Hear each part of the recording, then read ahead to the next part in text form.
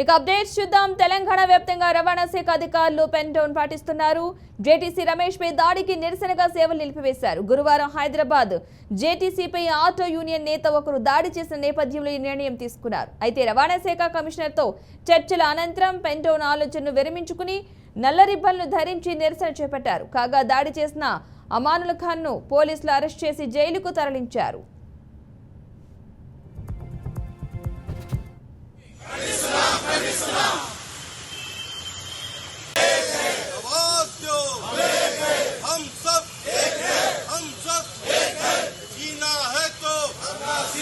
जीना है तो कदम कदम पे कदम कदम पे हम सब एक है, हम सब एक है।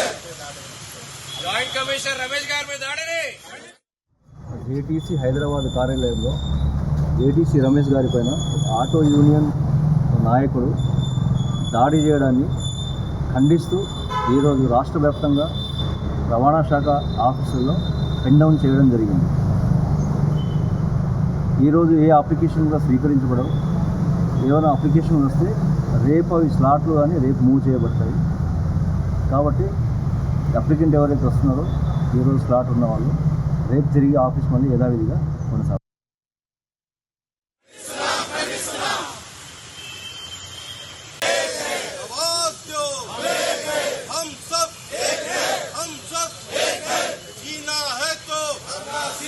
जीना है तो कदम कदम पे कदम कदम पे हम सब एक है, हम सब एक है।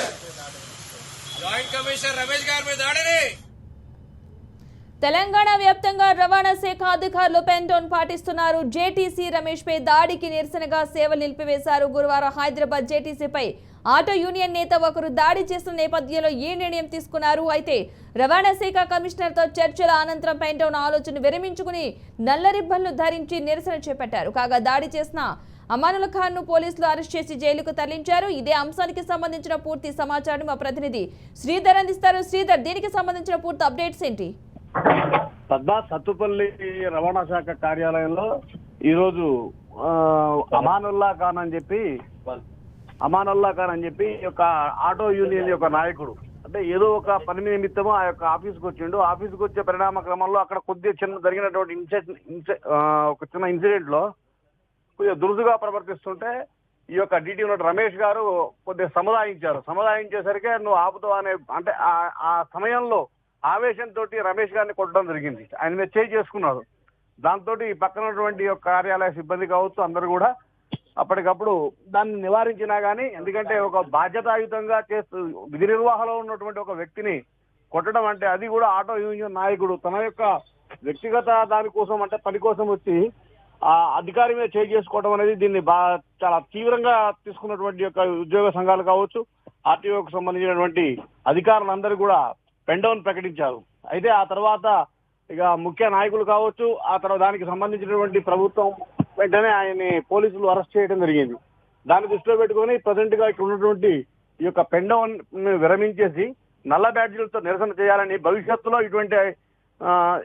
ఇటువంటి సంఘటనలు జరగకుండా కట్టుదిట్టమైనటువంటి ఏర్పాట్లు చేయాలని చెప్పడం జరిగింది. మా పద్మ. థాంక్యూ శ్రీధర్.